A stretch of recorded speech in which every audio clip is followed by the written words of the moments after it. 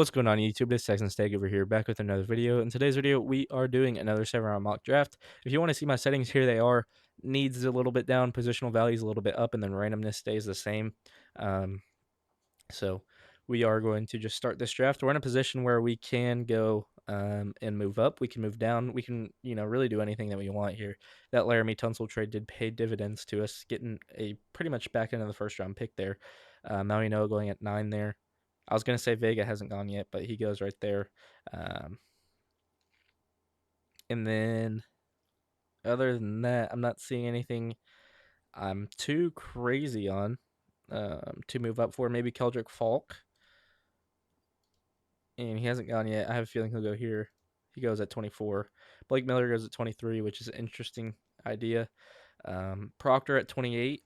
I don't think he'll be there in real life, so part of me doesn't want to make that selection. But I think if he falls to 28, and there's a really tough range for Proctor. I think 24 is the most likely for him. You can see the Texans are pretty frequently mocked to him. I think this is a guy we could look to trade up for. If he falls to 28, he falls to 28. And I think you just put that draft card in all day of the week.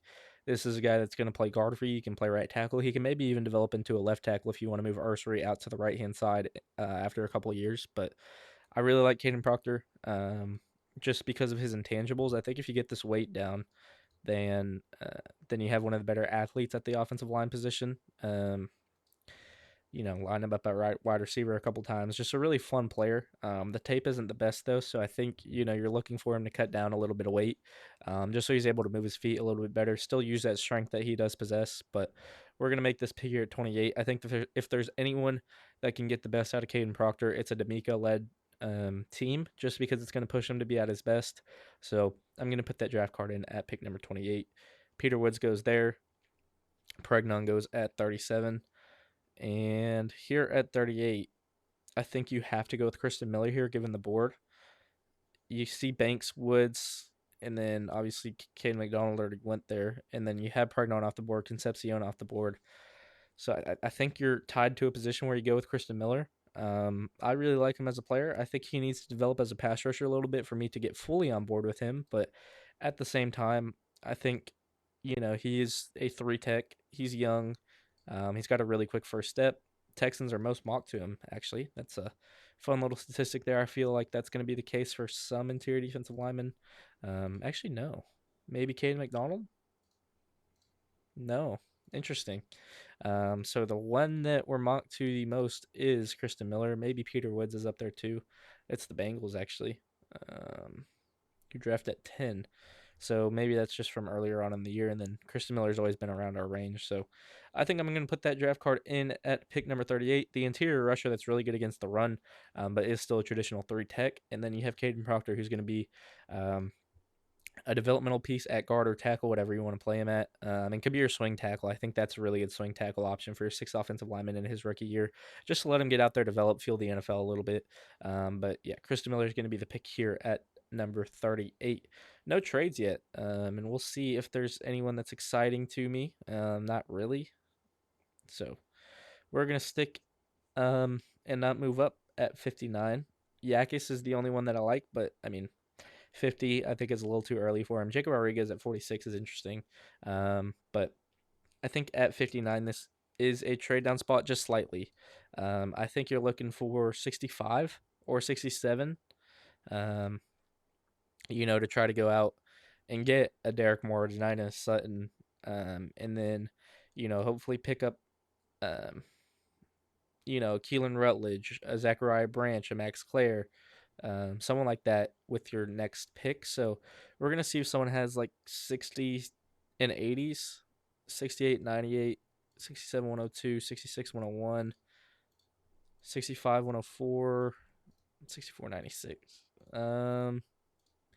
I'm not seeing anyone with really a draft capital I'm looking for. Like the Bears would make sense. Maybe the Browns have some, or no one has like 70 and 80. I guess the Dolphins would. Yeah, they certainly do. Maybe can you get 9. What about like 94 and 150, 151? No, 227 maybe. And then like swap picks next year. Um, I think that can make some sense. So we move down from 59 to 75, yeah, that is. But you pick up 94 and 227, so you have more swings in this draft if you do want to use them. The Nina Sutton goes there. Derek Moore is available to me. I think that makes too much sense not to do, in my opinion. You get, a stud edge rusher who had double digit sacks this year at 11. One of the best edge rushers in this class, in my opinion. I really like his game. I know some people aren't on the hype train. I think Malachi Lawrence could be a first round pick. I think he could be a second round pick. And I think the Texans are probably in love with Derek Moore's film. Just a really violent player off the edge. And I think at 69, it is a steal to get him here. At kind of a position of need, I know people don't say edge isn't the biggest need because we have Will Anderson and Anil Hunter, but trust me, it's a bigger need than a lot of people presume. So Derek Moore is going to be the pick here at 69. Um, a lot of potential targets go throughout there. Zachariah Branch, Mike Washington Jr., Keelan Rutledge all go. And, you know, it might be another trade down spot here at 75. I was liking the idea of Zachariah Branch as a Texan. He goes at 70. Little unfortunate. I liked Mike Washington Jr. I mean, I really like Antonio Williams, and I feel like that might have to just be the selection, but can I get. No. Okay. I just want to see the range of picks that I can get 119. I actually really like that. And you trade down 8 spots to pick up 119. Yeah, I'll do that all day of the week. Let's just hope Mr. Roush is available, and he certainly is. Um, so that's going to be picked there, but I am also going to try to use that 119 that we got to try to move up to like 84 and get like 16 or 201. We don't really have a pick there. Um, so something like that for next year. 59% chance of being accepted. It does get accepted. So we pick back to back here, and we're going to go with Roush at the first slot and then at the second slot. I mean, Lou fell to 84, um, but I haven't gone with Jake Slaughter in a while, so I'm going to make the Jake Slaughter pick here in this draft at pick 84. So potentially a little bit of a reach. I don't think so. Markel Bell goes right there. I think that's a potential target. We don't have our running back, and I think that's something you need to look at. We could look at a linebacker here as well. You could look at a receiver though, and someone's really standing out to me that I watched this film. I've heard a lot of people raving on this guy, and I really like the tape as well. And that is Dejon Stribling out of Ole Miss. I think he's going to be a day 2 pick, but if he finds his way into round 4 and you have this pick at the top of round 4, I think you really try to go out and get him. He's had really good production in college, and I think he could be a big slot if you really want him to. I know he didn't play slot too much at Ole Miss, but I mean, he's probably able to do it. He can run every route on the route tree. He's just a very smooth, very solid player. So I'm going to make that pick here at 106. Maybe early for a wide receiver for some, but I think the talent's too good to ignore. And I haven't drafted him before, so might as well go out there and do something different this time. As we go to 141 here, I haven't done this in a while, and considering we need a running back, maybe it could be your RB3, it could be your RB2. I think you could get a guy that's not necessarily a home run hitter, but a really good pass catcher out the backfield, and that's Mr. Emmett Johnson to me. Um, you could see 370 receiving yards, 46 receptions, 39 receptions for 287 yards the year before, 12 total touchdowns this year, 1,500 yards, just really good production in college. And we can see the notes here. Excellent footwork, quickness, good receiving ability, be successful in both blocking concepts. I think we're more of a power scheme offense. So I think he could be a decent power back. He's got decent size at like 5'11", 205, I think. 5'11", 200, so um, close enough. But yeah, I'm going to go with Max or Emmett Johnson here, not Max Johnson. Where's Max Johnson from? Where did that name come to me from? I have no idea, but Emmett Johnson's going to be the selection here at 141. A guy I can see going a little bit earlier than the 5th round, but top of the 5th round, might as well make that selection. Caleb Douglas goes there. I think an interesting player. And usually I'd be upset for not getting Kevin Coleman Jr., but we got Deshaun Stribling, and we've made 7 selections already, and we still have 4 left, so 11 in this class. Maybe a little rich for some, but I don't mind it at all. Here at 167, I think thinking of the Caleb Elam's or pick just because I think he could develop into a very solid player in the NFL if you just give him the time to develop. And I think the Texans are in a position where they can allow him to develop. You can see the age, pretty young, but a really good run defender and a really good coverage guy. I think could find the field early in his career in a special teams role, but maybe carve out a role after EJ Speed goes or Toa Toa goes. There's a lot of opportunities there for linebackers because we don't know if we'll resign Henry T. I like him as a player. I think we should resign him, and I think D'Amico really likes him because of that Alabama connection. So I wouldn't be surprised if he does get re-signed. But we don't have a lot of money to play with, so there is that. But I mean, this draft so far is excellent. Proctor, Miller, Moore, Roush, Slaughter, Stribling, Johnson, and you're adding Elam's or to it. Just a lot of athletes, to be honest. Athlete, athlete, athlete, athlete. Not necessarily an athlete, not necessarily an athlete. Um, Really good player, though, and Derek Moore. Christian Miller, really good athlete as well. And we're here at 201. I mean, part of me just wants to go Zane Durant here and just get another athlete. If you're looking for athletes, you're looking at Lorenzo Styles, who ran a 4.2 something. And then you're looking at Zane Durant there, who I just think is an incredible athlete at the interior defensive lineman position. Oscar Delp's here. He's not going to be here in real life, so you can just scratch that. I think if you're taking Oscar Delp, it would be at the Jake Slaughter portion of this draft, so there's that. But yeah, I'm going to take Zane Durant here. I think he could go a lot earlier than this as well, to be honest. But I mean, at some point, you're just going to have to take the players you like just because they're available to you. So here at 227, I like Max Bertison a lot. I've made that pick a lot, though. I like Micah Morris. I like Tyler Onyedum. But we already drafted two interior defensive linemen, so I don't think you're looking for another one. Um, these are guys competing for roster spots at the end of the day.